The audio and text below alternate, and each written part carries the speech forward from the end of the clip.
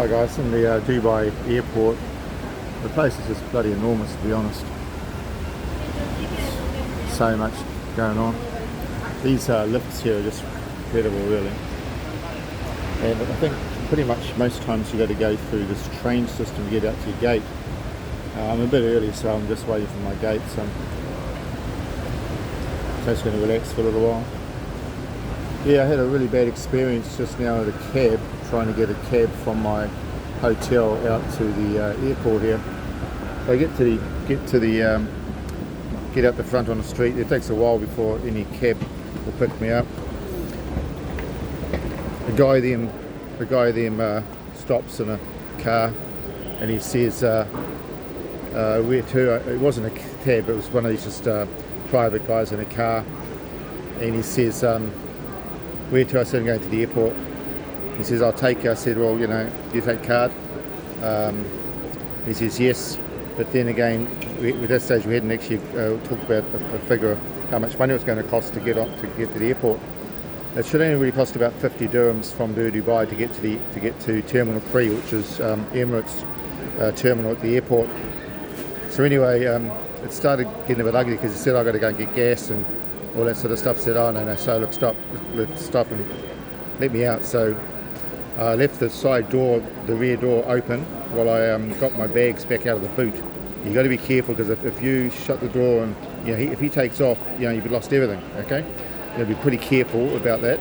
Anyway, I got my stuff back out onto the footpath again. We'd only gone about 10 metres down the bloody road, so that was a bad start. Then waited a bit longer, and then along comes this cab. It was a proper Dubai taxi, okay, and it was a 7-seater. Well, that's okay. No problem. So anyway, he pulls up, and I said, "I want to go to the airport." He says, "Cash?" And I says, "No, I'm going to use credit card." You guys take credit card? "Oh, FPOS machine down, sir." I said, "Oh, you sure?" Yeah, problem. But okay, how much to go to the airport? He said, "You pay cash." I said, "Well, I've got no choice now." I said, and I said, "How much?" He said, "Oh, it's going to be 65 dirhams." I said, No, I'm not paying that." He said, "How much?" I said, "I'll pay you 50 dirhams." He said, "Okay." So, that's crazy, straight away I got down to 50 dirhams. 50 dirhams is only about $24, which I thought was fairly reasonable for what we were going to do. So anyway, we got to the airport. As I said, Terminal 3 for Emirates, and he wasn't too bad. He sort of calmed down a bit during the ride. He was a bit angry for a while. It looked like something that happened on his phone, like somebody had tried to, maybe someone had already booked the cab, and then he picked me up, and then he probably found that I was a bit awkward. So you can see he was in two minds whether he should dump me or not. And I was trying to sort of be nice, like thank you, really appreciate all that sort of stuff.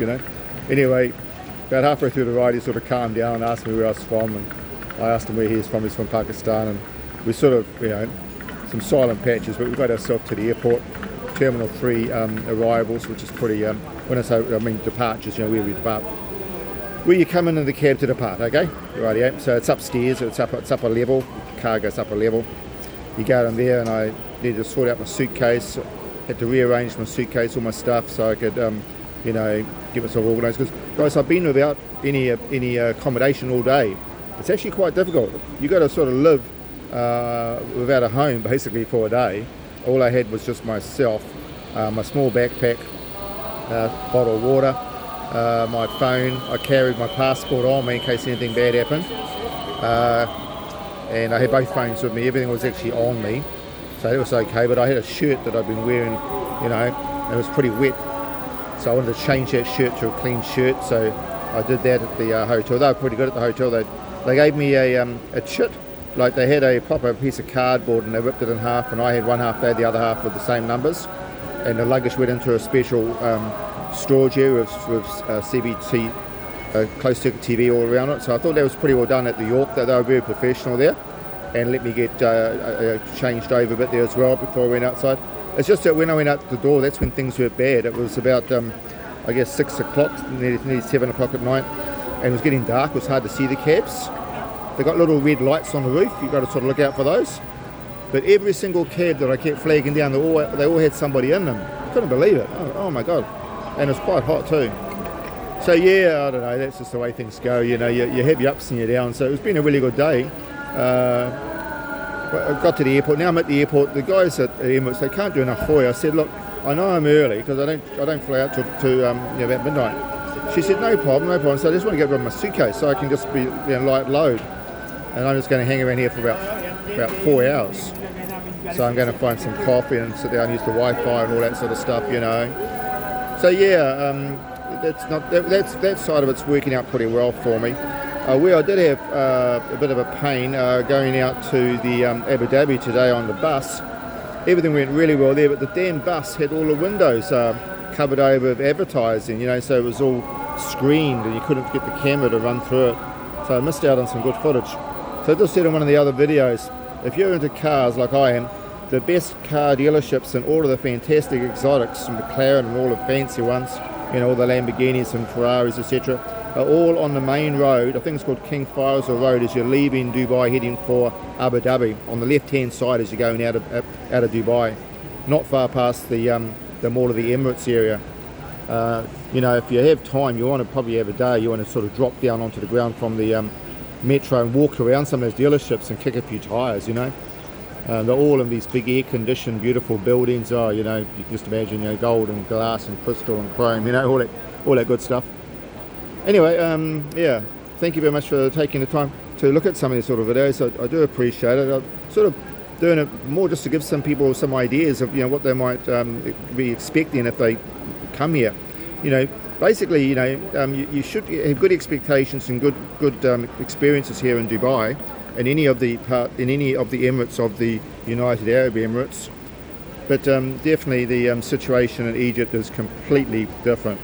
My gosh, you got to be prepared for some serious problems. It's not always going to go smoothly for you, unless maybe you're part of a full-size tour where there's somebody taking care of every aspect of your time while you're in Egypt.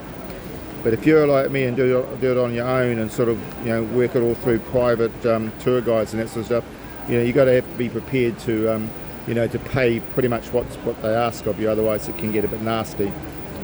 Anyway, we won't dwell too much on that. We're out of there now and we're on our leg to the UK, where I'm looking forward to things being nice and normal and easygoing, pretty much like we have back in New Zealand and Australia. Bye for now.